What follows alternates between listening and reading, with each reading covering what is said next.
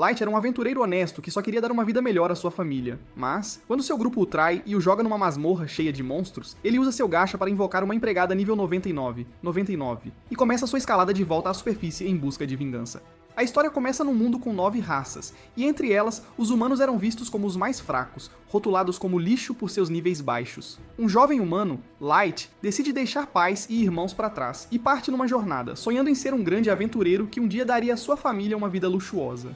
Suas viagens o levam a uma cidade onde sua raça lhe rende apenas desprezo, e ele acaba sendo repreendido por um homem fera sem motivo, só por ser humano. Dando de ombros, Light vai à guilda dos aventureiros para começar sua nova vida e se registra como iniciante de classe F. Quando a recepcionista pergunta se ele tem alguma habilidade decente, ele orgulhosamente declara sua capacidade como o gacha ilimitado. Curiosa, a recepcionista o observa enquanto ele demonstra, apertando o botão do gacha, tirando uma carta que revela nada mais que um garfo. Com confiança ele diz, liberar, só para um garfo torto aparecer em sua mão, deixando a moça nada impressionada, que se pergunta como ele planeja derrotar monstros com talheres. Light insiste que sua habilidade tem mais, mas seus próximos sorteios só pioram, produzindo uma maçã podre e um pedaço de pão coberto por fungos. A recepcionista fica desapontada e confirma que a classe F é, de fato, perfeita para ele, e o direciona ao quadro de empregos onde as missões mais fáceis são postadas. Light se sente desapontado, e sua expressão sozinha faz a recepcionista perceber que ele provavelmente nem sabe ler. Ele o ajuda a encontrar alguns trabalhos simples, pesados e mal pagos, e mesmo que o pagamento seja lixo, nosso herói os aceita com entusiasmo. Ele acaba fazendo todo tipo de trabalho pesado, ganhando o suficiente para pagar uma noite barata na estalagem. Naquela noite, ele reza para finalmente tirar algo comestível de seu gacha para o jantar, diferente da fruta podre que tirou antes na guilda. Infelizmente, a sorte não parece favorecê-lo, pois ele esbarra num grupo de homens-fera na rua que exigem compensação e roubam o pouco dinheiro que lhe resta. Quando Light tenta protestar, ele é facilmente jogado de lado e deixado no chão, machucado e humilhado. Assim que ele luta para se levantar, um grupo de aventureiros chega, e a elfa lhe oferece a mão, temendo mais danos quando suas mãos sujas acidentalmente roçam numa elfa. Light implora por misericórdia, mas a elfa o surpreende, abraçando-o gentilmente e garantindo que ele não tem nada a temer. O grupo se apresenta como Concórdia das Tribos, uma equipe que representa todas as 9 raças. Um por um, eles compartilham seus nomes, até que o Lobo Garu aponta que a única coisa que lhes falta é um membro humano. A elfa sombria Xian explica que seu objetivo é apagar as barreiras da discriminação racial e trazer união entre as raças. O Drago de pele de dragão então estende a mão para Light, convidando-o a se juntar a eles. E o garoto quebrado e sem sorte aceita ansiosamente o que parece uma oportunidade única na vida. Enquanto a história continua, Light se vê cercado por monstros ferozes, parecidos com cobras, prontos para despedaçá-lo. Mas, assim que um deles está prestes a atacar, Drago intervém e o salva. A elfa Sasha então o avisa para ficar atento, explicando que estão num dos lugares mais perigosos do mundo, conhecido como o Abismo. Light se desculpa enquanto Sasha trata suas feridas, e é provocado pelos outros por bancar a mamãe. Tentando levantar seu ânimo, Drago diz ao garoto que ninguém no grupo poderia fazer uma xícara de chá melhor que ele. As tribos conquistadoras então seguem mais fundo no abismo. De repente, suas expressões endurecem, e o calor que antes cercava Light desaparece completamente. Alheio à mudança de atmosfera, ele alegremente começa a fazer os preparativos para o chá. Mas, ao começar a colocar as canecas, Drago calmamente lhe diz que decidiram expulsá-lo do grupo. Light congela, incapaz de acreditar no que acabou de ouvir. Garou sorri e o zomba, perguntando se ele ficou surdo. Quando Light gagueja em confusão, o Homem-Fera zomba e diz que não tem mais utilidade para ele. Até Sasha e Sion, que o trataram com gentileza, desviaram o olhar com nojo, chamando humanos de patéticos e fracos. O anão resmunga que Light era apenas um peso morto, e é melhor se livrar dele agora. Ainda tentando entender, Light pergunta se é algum tipo de piada cruel, já que foram tão gentis antes. Gar ri, e explica que só precisavam que ele se juntasse a eles por um motivo. Acontece que por causa de seu suposto dom, os superiores suspeitavam que Light pudesse ser um mestre, então o mantiveram sob vigilância. Mas agora que confirmaram que seu gacha ilimitado não passa de lixo inútil, os superiores decidiram que ele é irrelevante e não vale a pena manter por perto. Toda aquela conversa sobre mestres e superiores deixa o pobre garoto completamente confuso. Garou e os outros finalmente decidem que é hora de se livrar dele de vez, já que acidentalmente revelaram mais informações do que deveriam. Eles dizem que foram ordenados a eliminá-lo, e Garou fica animado com a ideia de caçá-lo. Com um golpe afiado, Garou arranha o garoto, fazendo-o gritar e correr por sua vida. Mas antes que ele possa ir muito longe, Sasha atira uma flecha direto em sua perna, derrubando-o no chão. Eles riem de seus gritos enquanto Garou chuta o garoto repetidamente, que geme de dor. Os outros dizem ao lobo para fazer parecer que monstros foram os responsáveis pelo assassinato. Enquanto Garou levanta suas garras para atacar, o garoto rasteja desesperadamente pela terra, agarrando-se à vida. Ele implora para não morrer, e assim que sua mão toca o chão, uma armadilha de teletransporte é ativada. Drago grita para Garou matá-lo antes que ele desapareça, mas o garoto some no último momento. Quando ele abre os olhos novamente, percebe que está vivo. O alívio o atinge, embora saiba que é apenas temporário. No segundo em que um monstro aparecer, seria o fim do jogo para ele. Deitado ali, ele começa a chorar enquanto memórias de sua família inundam sua mente. Ele se pergunta como as coisas chegaram a esse ponto, como o grupo em que confiava pôde traí-lo tão facilmente. Por um breve momento, ele se lembra de como era feliz, apenas para perceber que tudo em que acreditava não passava de uma mentira. Ele agora os vê como demônios que o enganaram, fingindo ser aliados apenas para tirar sua vida no final. Queimando de raiva, ele jura se vingar e escapar do destino que lhe foi imposto. Reunindo suas últimas forças, ele se levanta, mas antes que possa sequer respirar, uma besta monstruosa aparece ao seu lado e o paralisa de medo. O nível da criatura é mais de 1000, algo que ele só ouviu falar em histórias, e naquele momento ele percebe que deve ter sido transportado para a parte mais profunda do abismo. O medo o atinge forte, mas sua vontade de viver o impulsiona, e em puro desespero ele decide rolar seu gacha uma última vez, esperando por um milagre. Pela primeira vez, a sorte sorri para ele. A habilidade começa a enlouquecer, e uma poderosa empregada surge da carta que ele invoca. Sem hesitar, ela enfrenta a imponente besta canina e a descarta como nada mais que um filhote antes de destruí-la com o movimento de sua mão. O cadáver do monstro desaparece no ar, e ela se vira para Light, ajoelhando-se graciosamente diante dele para jurar sua lealdade. Ela estende a mão, liberando uma luz suave que cura as feridas em seu rosto. Então, com uma voz gentil, ela se desculpa por agir sem permissão, explicando que não suporta ver a pele de seu mestre marcada por ferimentos. Em instantes, cada corte e hematoma em seu corpo desaparece, deixando Light atordoado enquanto ele pergunta por que não sente mais dor. Ela sorri e o chama de seu senhor, humildemente perguntando seu nome. Quando ele se apresenta como Light, a empregada cora levemente e lhe diz como seu nome soa nobre e magnífico.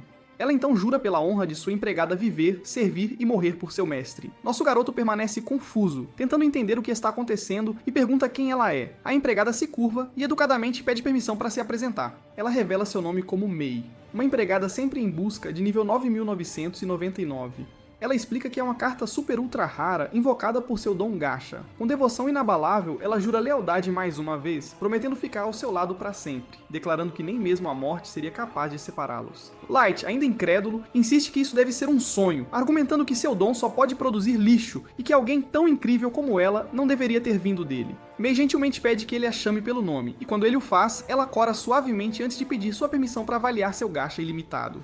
Light, surpreso, pergunta se ela realmente possui a habilidade de avaliação, e Mei responde que é apenas uma das muitas capacidades que ela possui. Com sua permissão, ela ativa a habilidade e descobre que seu mestre está cercado por várias camadas poderosas de proteção. Após terminar sua avaliação, ela o olha e calmamente explica que seu dom não é o lixo inútil que ele acreditava ser. Ela lhe diz que sua habilidade realmente permite uso ilimitado, mas o rank e a probabilidade das cartas que ele tira dependem muito da densidade de mana ao redor. Ela lista os ranks das cartas, de extra super rara a rara e até cartas de erro. As defeituosas responsáveis pelas maçãs podres que ele tirou e o fizeram passar vergonha. Vendo sua confusão, Mei pacientemente explica que, embora o ar em todo lugar contenha mana, a densidade de mana na superfície é quase zero, o que torna quase impossível para ele invocar algo poderoso como ela. No entanto, no nível mais baixo do abismo, a densidade de mana é extremamente alta, o que aumenta muito suas chances e explica sua aparição. Impressionada com isso, ela elogia seu mestre dizendo que ele já devia saber disso e se aventurou fundo na masmorra de propósito. Light permanece em silêncio por um momento antes de revelar a dura verdade. Enquanto começa a contar essa história, lágrimas enchem seus olhos. Ele explica como seu grupo o traiu, o cortou e atirou uma flecha nele, tudo enquanto zombavam de seu suposto dom inútil. Ele se lembra das risadas deles, e como desfrutavam de seus gritos como se fossem música para seus ouvidos. Ele cai de joelhos ao relatar ter sido enganado para se juntar ao grupo com promessas de um mundo sem discriminação e aperta firmemente a flecha alojada em sua perna. Ele jura que nunca os perdoará, e Mei se aproxima para abraçar seu mestre. Ela declara que pode trazer julgamento divino sobre aqueles traidores, prometendo entregar suas cabeças a ele dentro de 1 hora, e ela apenas aguarda seu comando. Mas Light balança a cabeça. Mei pisca, confundindo essa ação com misericórdia, até que ele lentamente se levanta e começa a andar na direção oposta. Sua voz quebra o silêncio enquanto ele diz que não quer que a vingança seja feita por ele. Ele quer ficar mais forte para enfrentá-los ele mesmo e fazê-los pagar com suas próprias mãos. Ouvindo isso, Mei se curva profundamente enquanto jura mais uma vez pela honra de sua empregada servi-lo, protegê-lo e apoiá-lo em sua nova missão. Suas palavras acendem um leve sorriso no rosto cansado de seu mestre. Com uma nova missão de vingança, Light aperta o botão de seu gacha ilimitado novamente e, sob a imensa densidade de mana do abismo, o dispositivo enlouquece de novo. Muitos anos se passaram desde então, e Light é agora um lorde servido por um exército inteiro de empregadas sob seu comando em seu reino no fundo do abismo. Todas as empregadas, vendo-o andar majestosamente, simpam por seu lorde tão intensamente que Mei fica profundamente irritada com elas, mas Light diz a ela para relaxar, pois elas estão simplesmente mostrando seu amor por ele. Em seguida, ele caminha pelo mercado de sua cidade e aborda todas as preocupações dos cidadãos, e percebe que seu sistema precisa ser mudado em breve, porque a população está crescendo demais. Ele pede a Sumi para atualizá-lo sobre o que as 4 elites, seus 4 súditos mais habilidosos, estão fazendo. ela explica que a garota gato, Oyuki, está diligentemente cumprindo seu dever de batedora, fazendo mapas dos andares superiores do abismo. Light fica feliz em ouvir isso, e confia que as florestas ao redor do abismo, cheias de monstros perigosos, não serão um problema para a talentosa domadora de feras. Meio avisa que é difícil confiar na gatinha inconstante, mas Light acha que ela é perfeita, do jeito que é, e então pergunta sobre o progresso de Ellie. Mei confirma que Ellie está trabalhando duro, desenvolvendo a magia que ele precisa para seu plano, fazendo-o se preocupar que ela possa se sobrecarregar novamente. Então ele pergunta sobre Nizuna, e Matt relata que sua mais forte lutadora, corpo a corpo, está patrulhando o castelo como de costume, antes de ficar em silêncio porque não tem nada de bom a relatar. Light diz a ela que o cérebro pequeno e a atitude despreocupada de Nizuna são exatamente o que a tornam tão charmosa. De volta ao castelo, Light é casualmente cumprimentado por Jack, o homem loiro musculoso que é o quarto entre seus Alights. Mei não fica feliz em ouvi-lo se dirigir a seus lords tão casualmente e o repreende, mas Light diz a ela que está tudo bem, pois Jack é como um irmão mais velho para ele. Depois disso, ele vai para o salão de treinamento com Jack, onde começa a luta correndo direto para ele e acertando um gancho sólido em seus abdominais de aço.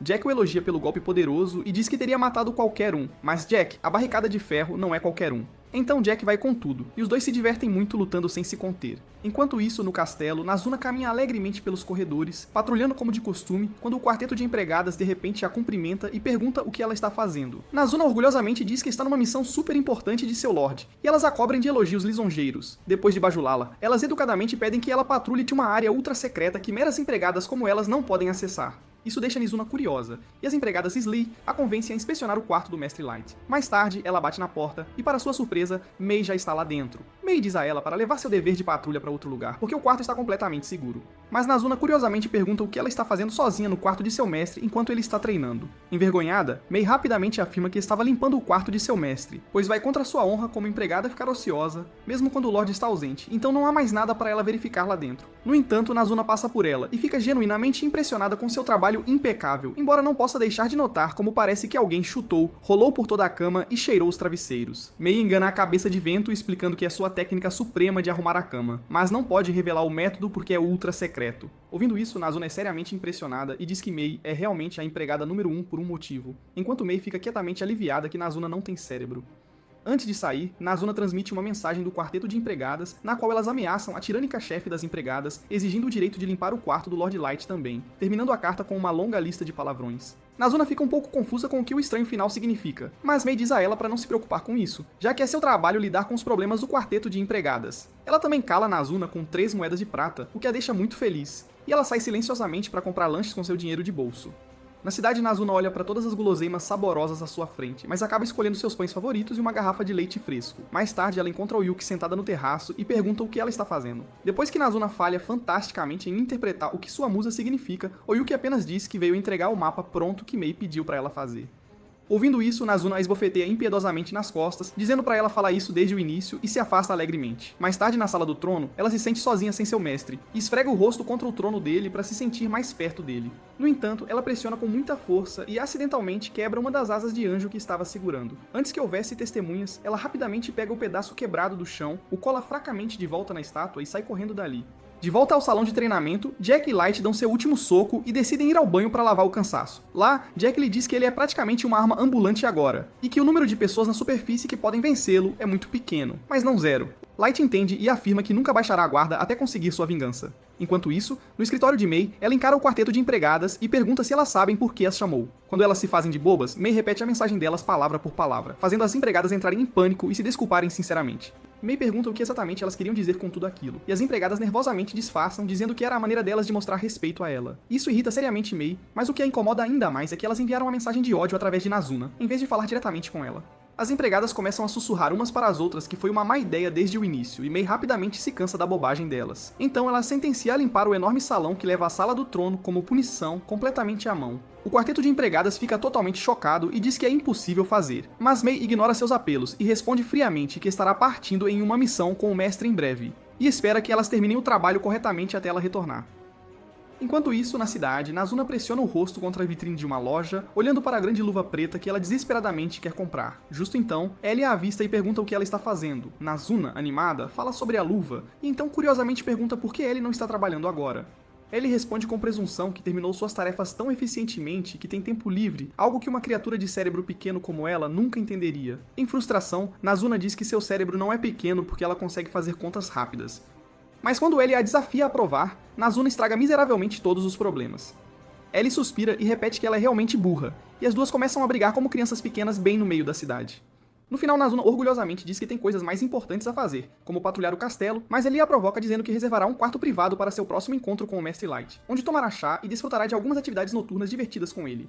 Nazuna chama de injusto desfrutar de chá sozinha com o mestre, e quando Ellie sorri pergunta se é só isso que a deixa brava, Nazuna prova como sua cabeça é vazia perguntando se há mais alguma coisa de que ela deveria ter ciúmes. Ellie genuinamente não consegue dizer se ela é muito inocente ou apenas burra. Com isso, Nazuna alegremente diz a ela para chamar por ajuda sempre que precisar de sua assistência e se afasta contente com um grande sorriso. De volta ao castelo, uma das empregadas faz um escândalo sobre como a punição delas é injusta, dizendo que a gestão de Mei é tão má quanto elas alegavam. No entanto, elas rapidamente desistem após perceber que literalmente não há nada que possam fazer contra a monstruosa chefe das empregadas. Enquanto sonham em limpar o quarto de seu mestre, cheirar seus lençóis e lamber suas colheres, elas começam a fofocar que Mei foi a primeira empregada de Light e que ele estava sozinho com ela. Enquanto se perguntam que loucuras um garoto e uma garota sozinhos no abismo teriam feito juntos na masmorra, o quarteto de criadas começa a queimar de ciúmes e a amaldiçoar Mei por puro ódio. Nesse exato momento, Mei surge por trás e calmamente diz que estava de saída quando de repente ouviu as vozes de um bando de criadas tentando amaldiçoar seu nome com fervor. Mei deixa bem claro que Light estava ocupado demais estudando livros e dominando técnicas de combate, então eles nunca tiveram tempo para as coisas ultrajantes que as criadas estavam imaginando. Ela admite que se sentia um pouco culpada por puni-las com tanta severidade no início, mas parece que estava errada, pois as criadas claramente têm tempo demais para desperdiçar.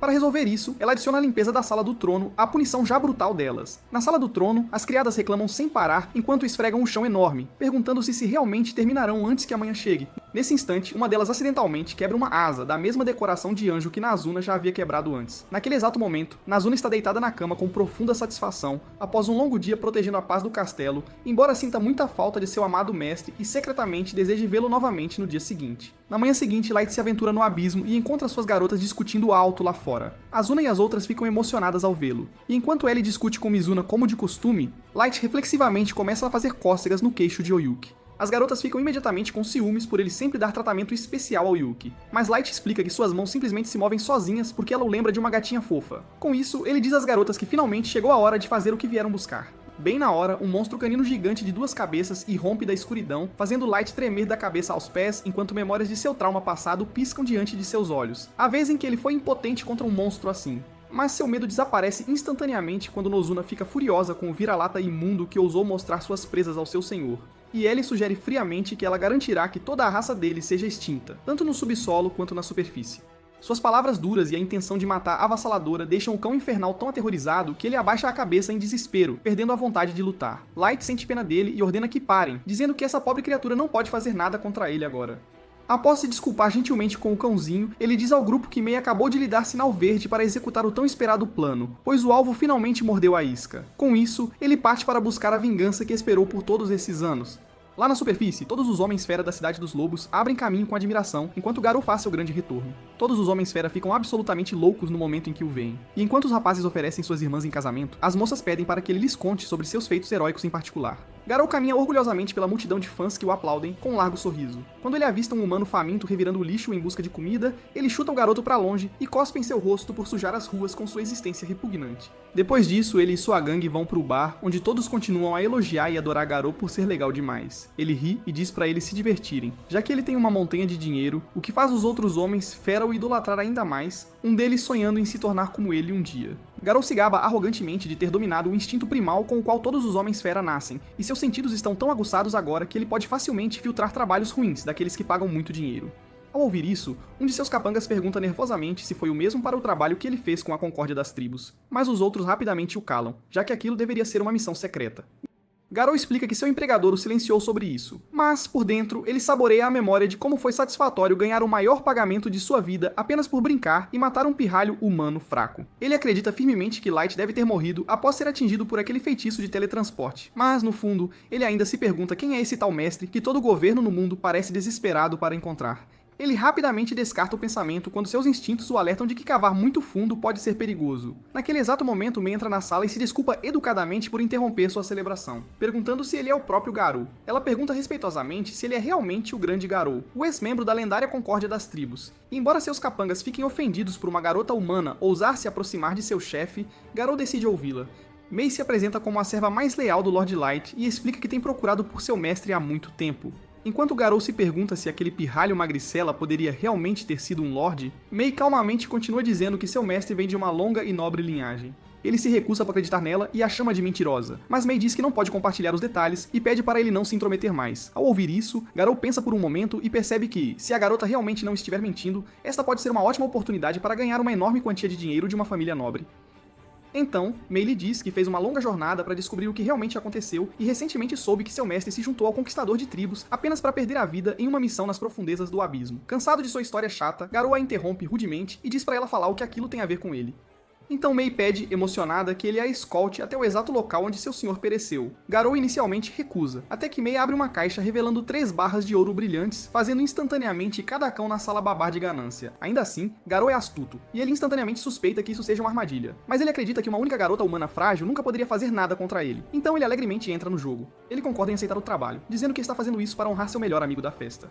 Ao ouvir isso, Mei o agradece com lágrimas nos olhos, sem saber que Garou planeja escoltá-la em segurança até o túmulo de seu mestre e então despedaçá-la cruelmente bem em cima dele. Quando finalmente chegam ao local, Garou mente que Light foi dilacerado por um enxame de monstros e que nunca encontraram seu corpo porque ele foi pego em uma armadilha de teletransporte. A notícia atinge Mei tão forte que ela cai de joelhos em luto. Garou sorri, pensando que a garota de uma raça inferior é realmente tão ingênua quanto parece. Pouco antes de atacá-la por trás, ele lamenta ter falhado em proteger seu melhor amigo, mesmo sendo tão forte, mas Mei de repente muda seu tom. Quando ela começa a descrever todas as coisas ruins que o grupo de Garou fez a Light, o lobo instintivamente pula para trás, incapaz de entender como ela sabe de tudo aquilo. Ele imediatamente suspeita que ela seja uma espiã e exige saber quem a contratou, mas Mei calmamente diz que serve ao Lord Lai. No momento em que ela libera seu poder mágico, todos os cães e até o próprio Garou tremem de medo. Apenas um olhar em seus olhos lhe diz que ele é um lobo morto. Mas antes que Mei possa fazer qualquer coisa, Light aparece e ordena que ela se acalme, dizendo que ele será quem punirá Garou. Os capangas de Garou entram em pânico e imploram por ordens, mas o Homem-Lobo fica paralisado, sem acreditar que o pirralho ainda está vivo. Light o cumprimenta com um sorriso calmo e afirma que veio aqui para pagá-lo integralmente, com 3 anos de juros por cima.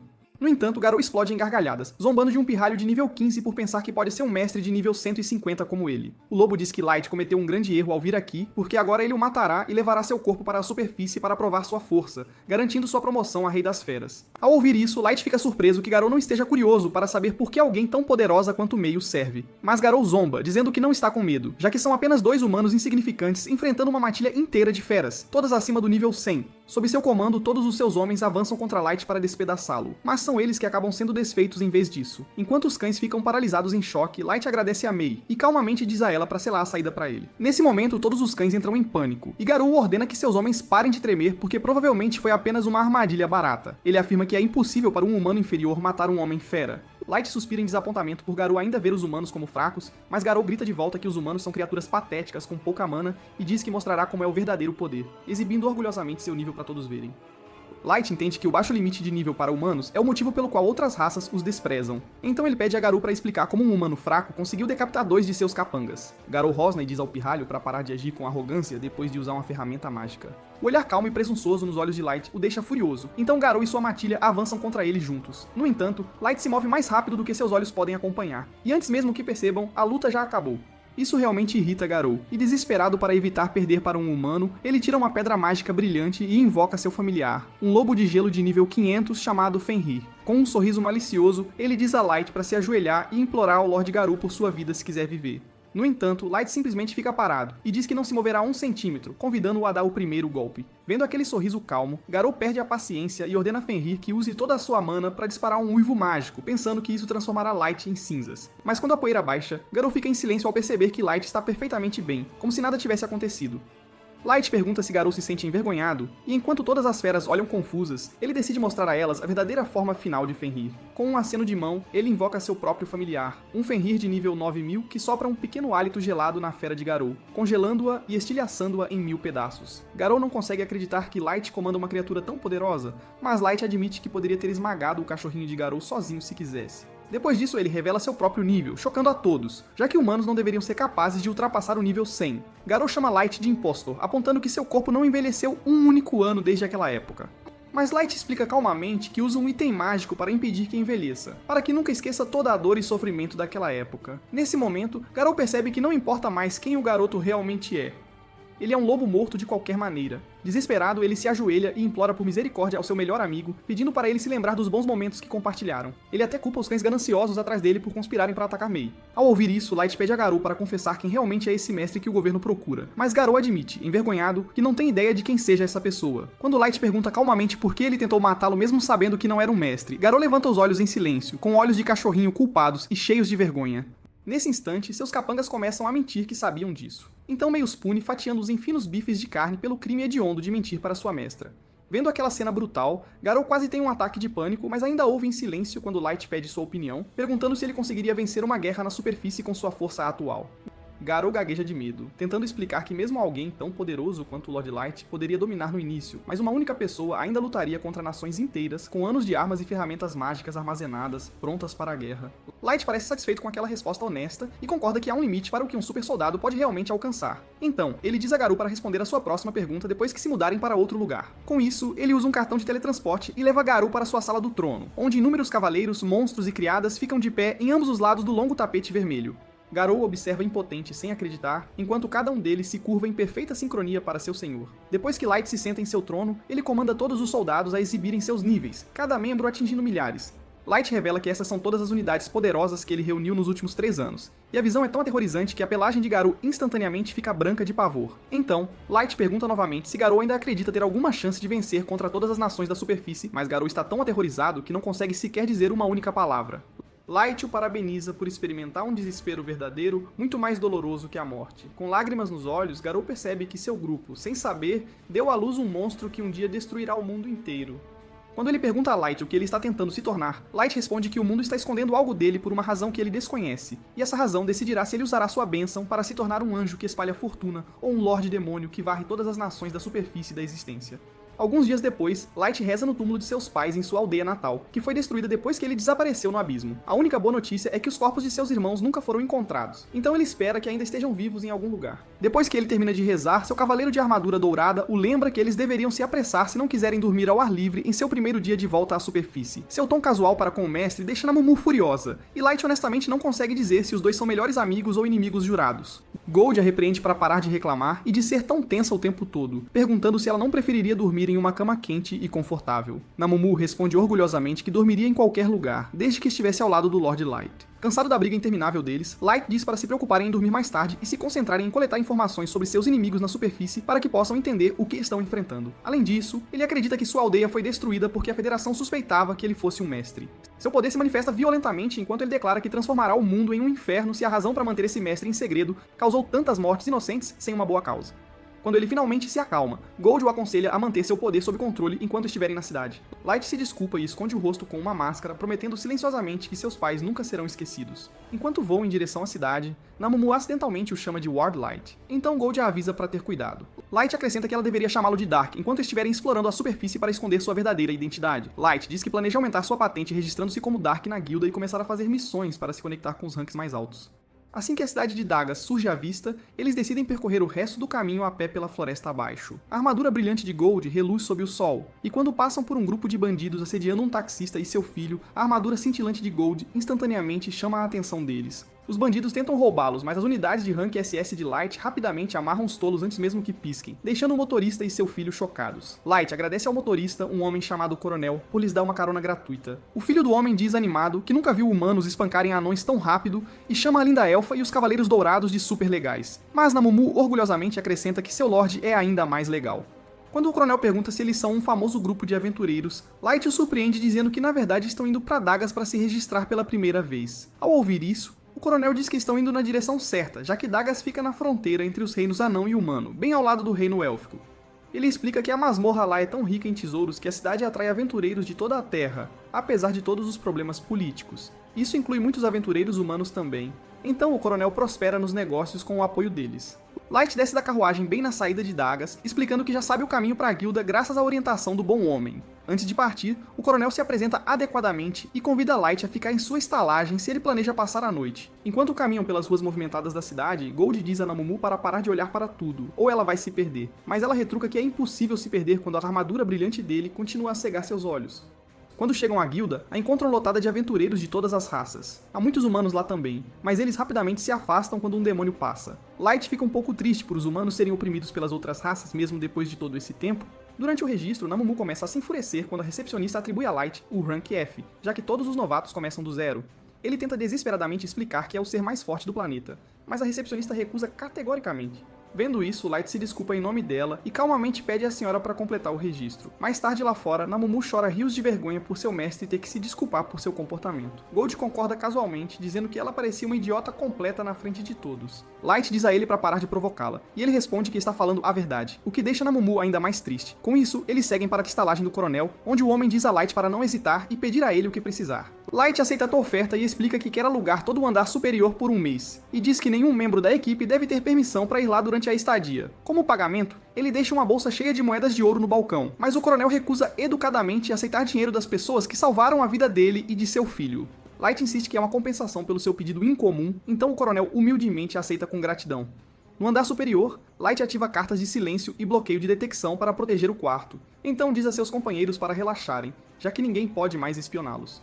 Nesse momento, Namumu pergunta por que ele insiste em fingir ser um aventureiro na superfície quando poderia simplesmente comandar seu exército para resolver as coisas para ele. As palavras dela deixam Light furioso, e ele questiona se ela está tentando tirá-lo de seu próprio plano de vingança. Seu poder se manifesta violentamente, sacudindo todo o edifício, mesmo enquanto Namumu se desculpa repetidamente por suas palavras tolas. Ele finalmente se acalma quando Gold inesperadamente elogia sua coragem por se colocar em perigo e buscar vingança com as próprias mãos. Depois disso, Light se desculpa com Namumu por perder a paciência. Namumu insiste que cometeu um grande erro e diz que gostaria de jurar sua lealdade a ele novamente. Ao ouvir isso, Light fica um pouco envergonhado, porque o ritual envolve mostrar respeito beijando os pés de seu mestre. Vendo o olhar satisfeito no rosto de Namumu, Gold a chama de garota suja por gostar tanto daquilo.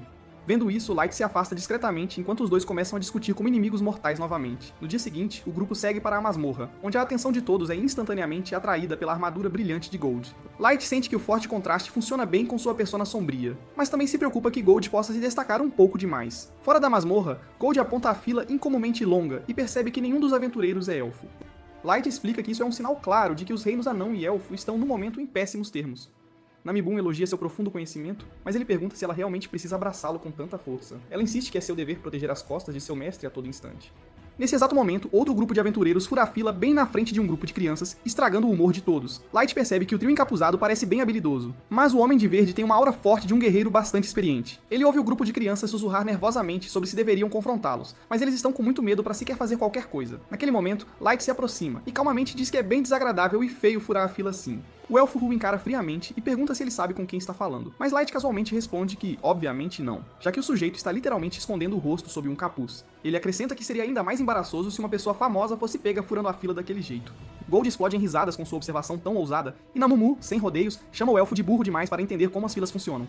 Frustrado, o elfo quase saca sua espada, mas seu companheiro rapidamente o aconselha a não causar uma cena pública ali. Depois disso, os outros aventureiros aplaudem Light, e as crianças o agradecem por intervir quando estavam com muito medo de agir. Light diz que não é grande coisa, já que furar a fila estraga tudo pra todos. A irmã do líder, Maya, comenta docemente que eles tiveram muita sorte de ter pessoas tão legais atrás deles.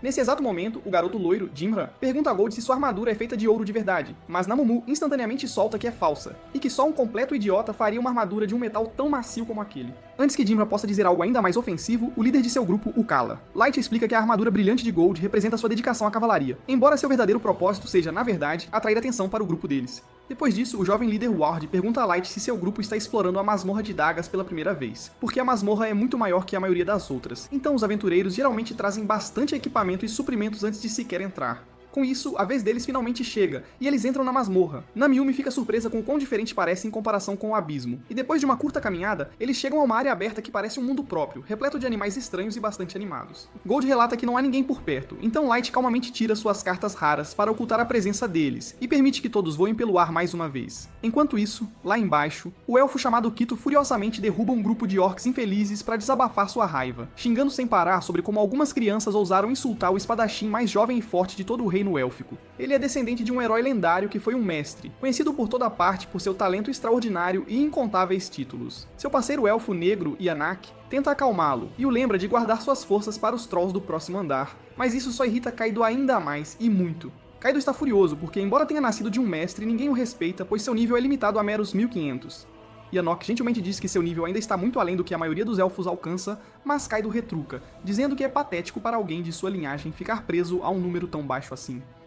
Yanok afirma entender sua dor porque nem mesmo seu próprio povo reconhece o brilho de sua pesquisa. Ouvindo isso, Kato zomba e diz para ele mostrar isso, ajudando-o a subir de nível se ele realmente é um gênio. O astuto elfo negro sorri e concorda, dizendo que eles estão em um relacionamento mutuamente benéfico, sim. Então ele está feliz em apoiar o crescimento de seu querido parceiro. Kato estala a língua em aborrecimento e segue em frente, decidindo que se livrará do elfo negro não confiável assim que terminar de subir de nível. Depois que Light e sua equipe reúnem cristal mágico suficiente para provar seu progresso à guilda, eles sobem ao céu mais uma vez para retornar à pousada. Enfim. Ao longo do caminho, Light avista o grupo de crianças aventureiras lutando contra goblins lá embaixo. Eles conseguem matar todos os goblins, mas ele instantaneamente percebe que cometeram um erro grave. As crianças nem sequer percebem quando Light pousa bem atrás delas. Ele lhes diz que é uma regra básica nunca perder o inimigo de vista, mas é igualmente importante guardar suas costas. Eles percebem que ele salvou sua apoiadora, Maya, de uma cobra que a teria paralisado, deixando o grupo deles completamente exposto e vulnerável. As crianças se curvam para mostrar sua gratidão, mas Namumu avisa Light que algo poderoso está se aproximando da floresta. A princípio, as crianças entram em pânico e começam a correr quando veem uma matilha enorme de lobos cinzentos saindo das árvores, criaturas que nunca deveriam sair desta floresta, de jeito nenhum. Eles tentam fugir, mas Light lhes diz para ficarem calmos e os lobos passam correndo sem sequer olhar para eles. Enquanto Ward se pergunta em voz alta o que poderia tê-los assustado, uma figura enorme rasga a floresta com uma velocidade incrível, que acaba sendo o louva-a-Deus Forsyth. O garoto não consegue acreditar no que viu porque aquela espécie foi extinta há mais de 10 anos. Ele rapidamente pede a Mia para usar sua magia como distração para que possam escapar vivos. Ouvindo isso, Light pergunta se eles estão bem com ele matando o monstro, já que planejam fugir e seus companheiros concordam que seus insetos de nível 500 deveriam render uma luta bem decente. O garoto enfatiza que eles têm que escapar e relatar a criatura feroz à guilda antes que ela tire vidas, mas Light lhe diz para relaxar mesmo, enquanto o louva-a-Deus gigante avança direto para eles. Gold corre primeiro e bloqueia a garra do louva-a-Deus com sua espada, mas as garras do monstro são tão duras que seus ataques não causam absolutamente nenhum dano, forçando-o a recuar em frustração total. Enquanto Namimu o chama de mal perdedor, Light decide testar como o louva-a-Deus reagirá ao seu feitiço de bola de fogo. No entanto, o grande inseto simplesmente rebate o feitiço de volta para ele como se não fosse nada. Vendo isso, o pobre garoto entra em pânico e implora a Mia para ajudá-los com um feitiço, mas Mia está muito animada assistindo à incrível magia de classe de combate que Light acabou de usar, e está irritada porque ninguém a aprecia de verdade. Gold diz às crianças para darem uma boa olhada em como cavaleiros de verdade lutam observando-o, e sua primeira lição é que usar escudos para defender não é a única maneira de lutar. Quando o louva-a-Deus o ataca por trás, ele gira e contra-ataca no momento perfeito, estilhaçando completamente sua garra com um único golpe limpo e certeiro. Ele continua com a lição 2, dizendo para sempre usar sua espada quando o inimigo estiver vulnerável, cortando uma das pernas do louva-a-Deus em um único movimento. Depois disso, Light assume sua vez e atira múltiplas bolas de fogo que o louva-a-Deus afasta como antes, mas desta vez elas mudam de direção de repente e atingem suas costas, em cheio. Light controla 30 bolas de fogo de uma vez como mísseis teleguiados para bombardear o louva-a-Deus de todas as direções e então as detona por dentro, quebrando suas pernas e queimando profundamente sua carapaça sem dó. Enquanto ele se prepara para finalizá-lo, o louva-a-Deus entra em pânico e tenta fugir, mas Light conjura uma parede de fogo para bloquear sua rota de fuga sem qualquer encantamento, o que faz Maya pular de alegria e espanto. Já que nem mesmo os elfos conseguem fazer isso de forma alguma, sem ter para onde ir, o louva-a-Deus abre suas asas e voa para o céu para fugir, mas Namu instantaneamente fecha a distância ao comando de Light e o despedaça com um único golpe rápido. Namumu parece bastante satisfeita com sua exibição legal, mas Gold solta um suspiro decepcionado porque ela arruinou as partes que poderiam ter vendido por dinheiro, sabe? Namumu instantaneamente se arrepende de seu erro e pede desculpas profusamente, enquanto as crianças ficam ali em silêncio, chocadas que os 3 aventureiros acabaram de derrubar um louva-a-Deus de 4 foices. Alguns momentos depois, Ward encontra uma pedra mágica roxa gigante, e Gold fica aliviado que algum idiota não a picou em 1000 pedaços, de fato. Quando Light alegremente diz que agora podem submeter o cristal para aumentar seu rank, o garoto pergunta se eles são um grupo de aventureiros famoso. Porque se eles precisam de uma pedra mágica tão grande para subir de rank, ele supõe que devem ser pelo menos rank A ou até mesmo rank S. Light choca as pobres crianças mais uma vez ao revelar que são apenas novatos de rank F que começaram ontem. Depois disso, Mia invoca uma bola de água para eles lavarem as mãos. E Light aceita agradecido, agradecendo a gentil garotinha por usar sua preciosa mana nele, de bom grado. As crianças os agradecem novamente por salvar suas vidas. E Ward pergunta se Light gostaria de ficar em seu acampamento pela noite, mesmo que ele só tenha uma barraca velha e alguns lanches para oferecer. Light recusa educadamente, mas o garoto insiste, já que sair à noite é perigoso, e sua irmã está ansiosa para falar com ele sobre sua poderosa magia, de fato. Durante o jantar, Maya elogia Light depois que ele lhe disse que é um gênio porque ambos os seus pais eram magos. Ele a elogia em troca, mas ela humildemente admite que ainda está muito longe de usar magia de classe tática como ele. Quando seu irmão pergunta qual é o grande problema, ela se anima e lhe dá uma palestra sobre como feitiços de alvo único como bola de fogo são de classe de combate, enquanto feitiços de área ampla como parede de fogo são de classe tática. E os mais poderosos são feitiços de classe estratégica que exigem um grupo de magos para causar coisas como tsunamis ou terremotos, por exemplo. Ela explica que os humanos não podem usar feitiços avançados tão facilmente quanto outras raças, o que torna a conjuração silenciosa de Light tão sem precedentes que poderia torná-lo uma lenda entre os humanos. Vendo sua irmã Fangirl como uma idiota, seu irmão lhe diz para se acalmar e admite que, magia à parte, ele entende que o Sr. Light é uma pessoa muito gentil, de verdade.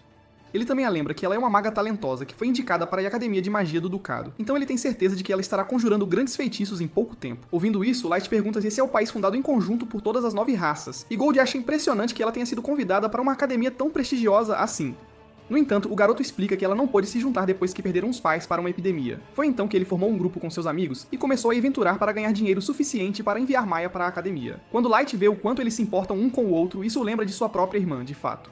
E ele os assegura de que Mia definitivamente terá sucesso porque ela é muito talentosa. Maya pensa que ele está apenas sendo legal, mas Light a faz corar quando ele diz que realmente acredita em seu potencial. Depois disso, seu irmão pergunta por que Light decidiu se tornar um aventureiro, afinal.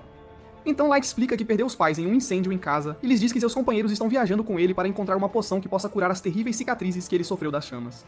Todos ficam em silêncio depois de ouvir isso, mas Dimbra de repente se levanta com entusiasmo e solta-se Gold, é o ex-namorado de Nemumu, o que instantaneamente a faz sair dos trilhos em negação total. Gold concorda e diz que só está interessado em senhoras maduras que sejam deslumbrantes o suficiente para combinar com sua aura dourada. Em outro lugar na masmorra, Yanaki elogia Kaido por derrubar rapidamente outro orc, mas Kaido está frustrado que sua lâmina lendária, Grandius, esteja sendo desperdiçada em mobs de lixo, de verdade. Yanaki calmamente o assegura de que esses ingredientes são essenciais para sua pesquisa superar o limite de nível de cada raça. Depois de coletar a última amostra de orc, ele acrescenta que o próximo ingrediente principal serão os humanos, algo que imediatamente chama a atenção total de Kato, por completo. 2 semanas depois, o grupo de Light se torna famoso como o Mofle Negro em toda a cidade, e ele regularmente traz materiais raros, o que faz até a atitude fria da recepcionista em relação a eles mudar completamente. Lá fora, Light caminha pela cidade com satisfação enquanto todos os outros aventureiros reconhecem seu grupo, sem exceção. Nesse exato momento, 2 homens se aproximam e perguntam se eles são Black Mofle, o nome que todos na cidade começaram a usar para eles. Namiomo imediatamente saca sua adaga e o ordena a ir direto ao ponto. Então o cara chamado Sullivan se apresenta e seu parceiro Gilbert também. Ele explica que ouviram rumores de que o grupo caçou um louva-a-Deus de 4 foices, embora Gilbert duvide, alegando que passaram anos procurando um sem sucesso. Namibu questiona se ele está chamando seu senhor de mentiroso, mas Sullivan rapidamente esclarece que eles vieram para torcer por eles, na verdade. Depois que eles saem, Light ouve alguns aventureiros não humanos à sua frente chamando suas conquistas de mentiras, mas Gold diz com confiança que eles podem calá-los com resultados frios e duros, bem na cara. Dentro da masmorra, Light voa até o 5º andar e avista o grupo de crianças, então ele passa para dizer oi. Ele fica surpreso que seus caminhos não se cruzaram em 2 semanas, mas o irmão de Mia o lembra que esta masmorra é excepcionalmente grande de fato. Ainda assim, ele está feliz por terem se encontrado novamente, porque Mia tem algo que preparou para Light. A garota timidamente se aproxima e lhe entrega uma pequena prateleira cheia de um unguento especial para queimaduras, um remédio de família que sua falecida avó ensinou a fazer para ajudar com a dor, sabe? Light fica sem palavras com o gesto e a agradece do fundo do coração. Ele acredita que ela merece algo em troca, então ele invoca uma pulseira de rank S duplo e a oferece a ela. Mia hesita em aceitar, mas quando ele diz que é um presente, ela promete valorizá-lo pelo resto de sua vida, com certeza. Mais tarde naquela noite, Namumu pergunta a Light se foi realmente uma boa ideia trocar um item tão raro por um creme caseiro inútil. Mas Gold lhe diz para ser menos materialista e acredita que seu senhor fez uma ótima escolha para uma garota como ela, explicando que a pulseira pode criar pequenos milagres quando o usuário deseja com todo o coração, de verdade. No 5º andar, que está completamente coberto por neve espessa, Light ordena aos 2 que caçem Edis para ele e se teletransporta de volta para sua sala do trono, onde Mei e os outros já estão esperando. Depois que Mei lhe serve uma xícara de chá fresca, ele pergunta às garotas quanto tempo mais seu plano de vingança levará, e Ellie responde que está muito perto de terminá-lo sim.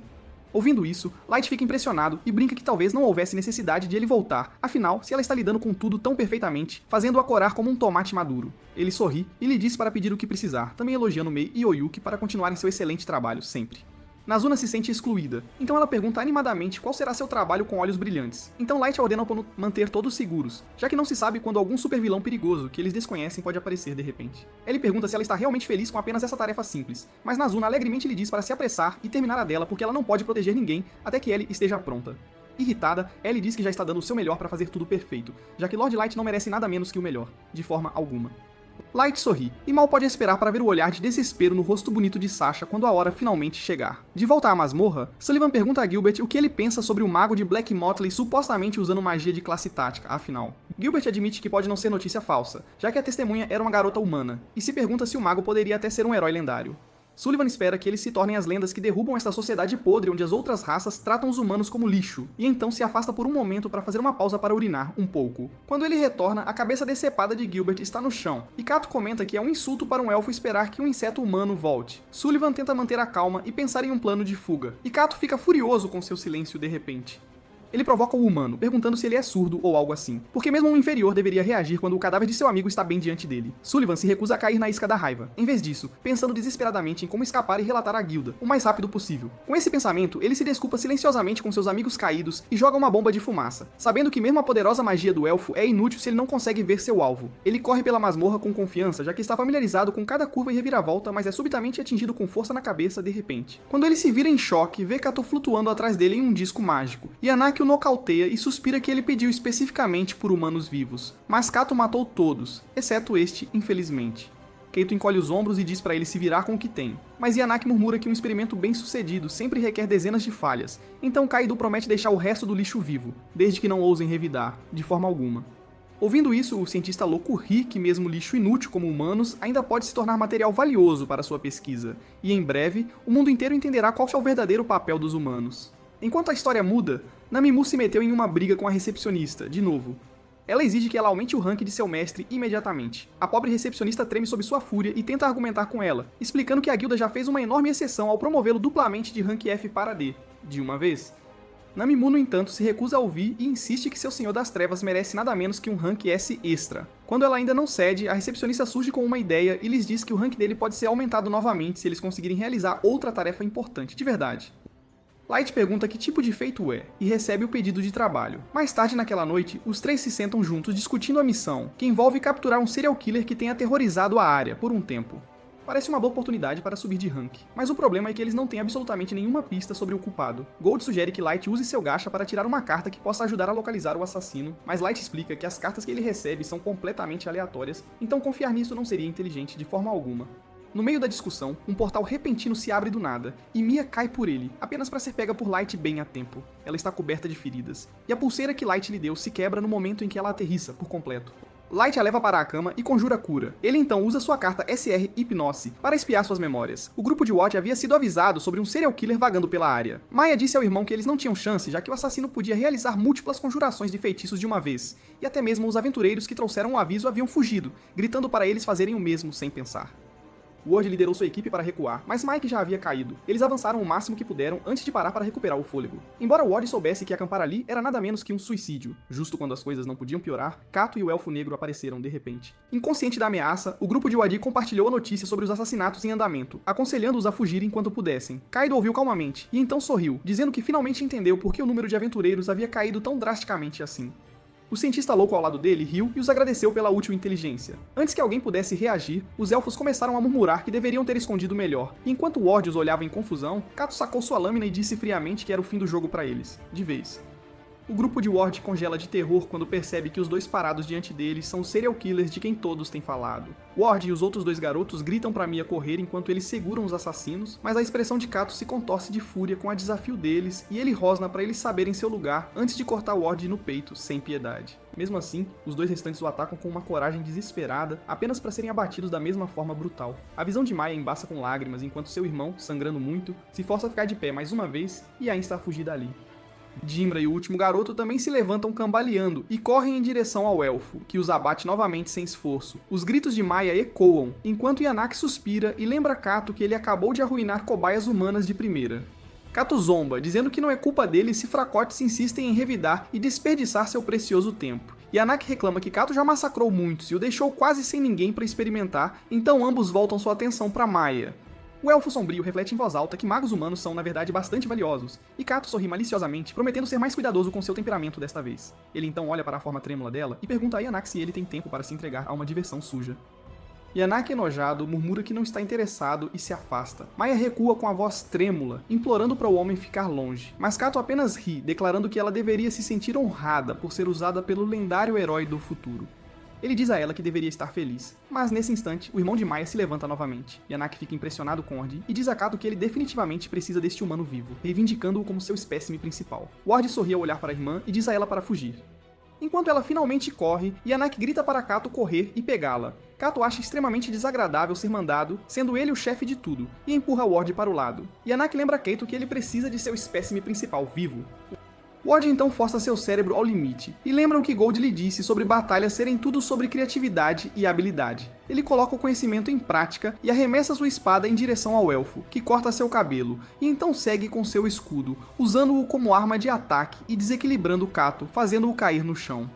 Ele ri de sua conquista e chama o cara de perdedor. Ouvindo isso, Kato perde a calma mais uma vez e usa sua habilidade com a espada, apunhalando o pobre garoto bem no meio do peito. Enquanto Kato vai atrás do garoto novamente, Yanaki avança e lembra seu mestre que a maga, a espécime, fugiu, e ele deve pegá-la a menos que o que eles têm feito se espalhe. Kato range os dentes, mas faz exatamente isso e rapidamente alcança Maya, bloqueando-a com um ataque à sua frente. Kato se gaba de como pode criar múltiplas lâminas e controlá-las à vontade por causa de seu tesouro chamado Grandius, que é uma espada lendária de classe fantasma.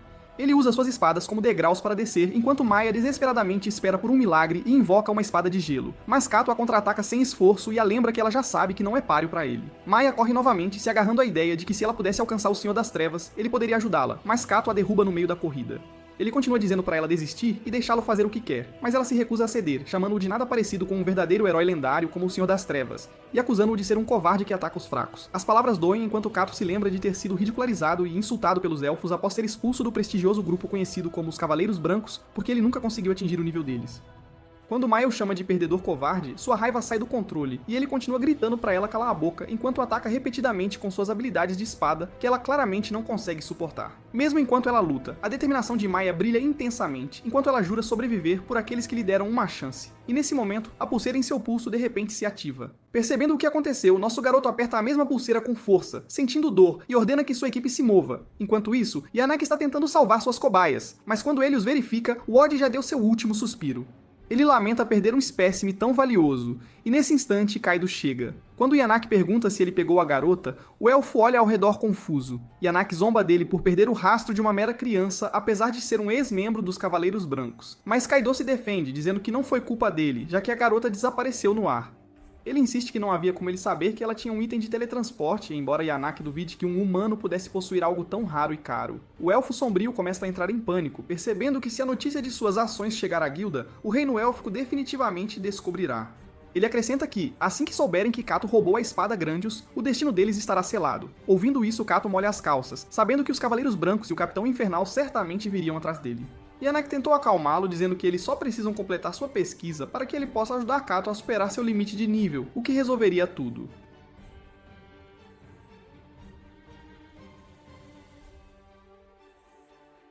Mas assim que eles recuperam suas esperanças, nosso garoto de repente aparece diante deles e declara que eles não vão a lugar nenhum. Kato fica inquieto, porque sabe que ninguém poderia se aproximar sorrateiramente de um nível 1500 como ele. E Light descobre que apenas Hélio sobreviveu enquanto os outros dois garotos se foram. Yanaki fica chocado que Gold levou ele embora sem que ele sequer percebesse, e Light imediatamente usa a cura para remendar as feridas dos garotos. Ele então pergunta com raiva o que aquelas crianças fizeram para ter tal destino, e admite que havia imaginado crescer com eles como amigos se o mundo não fosse tão injusto. Light então se vira para os elfos e jura que os fará pagar pelo que fizeram. Yanaki tenta barganhar, apontando que ele foi quem remendou o garoto, enquanto Kaido ainda anda por aí cheio de si. Mas Light calmamente diz aos elfos que ele levou a garota, e que não reportará isso à guilda. Kaido irrompe em uma risada louca com isso, e afirma que a única solução é se livrar de todos eles para que não precisem se preocupar. Gabando-se de ser um herói lendário, Light entra em uma espécie de loucura bruta e jura que vai despedaçar Kato com as próprias mãos. E diz a Nememu e Gold para ficarem fora de sua luta enquanto ele avança. Keito não percebe quem ele está enfrentando, e avança direto em direção ao nosso garoto, mas não importa quantas vezes ele balance, cada ataque é bloqueado pelo cajado de Light. Yanaki não consegue acreditar em seus olhos, já que nenhum humano deveria ser capaz de enfrentar de igual para igual uma espada lendária e um elfo. Kato continua golpeando descontroladamente em sua loucura, mas Light o soca no estômago e o manda voando para trás. Light zomba dele, dizendo que esperava que o cara fosse melhor do que isso, porque, a essa taxa, ele poderia acidentalmente acabar o assassinando muito rapidamente. Enraivecido, Kato ativa Grandius e invoca inúmeras espadas de diferentes atributos que chovem sobre Light. No entanto, Light desvia de cada uma sem esforço, e mesmo quando Kaido tenta pegá-lo desprevenido no ar, ele já sentiu e bloqueia o ataque com facilidade. O espetáculo deixa o elfo sombrio completamente sem palavras, enquanto ele luta para acreditar no que está testemunhando.